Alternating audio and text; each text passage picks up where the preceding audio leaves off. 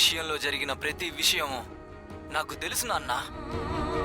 నీకు పట్టిన గతే వాళ్ళకు కూడా పట్టేలా చేస్తానన్నా.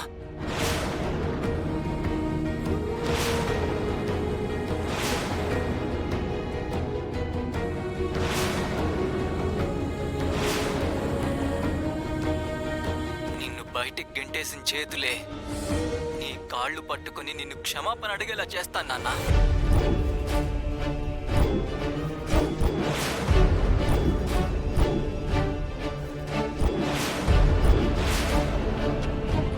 చూసావు కదా తమ్ముడు, వీడి బండారం బయట పెట్టాననే కోపంతోనే మా మీద అభండాలు మోపుతున్నాడు.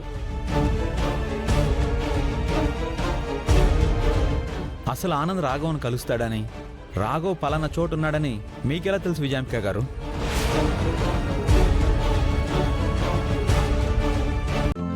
ఈ రోజే డౌన్లోడ్ చేయండి, మీ ఫేవరెట్ షోస్ చూడండి.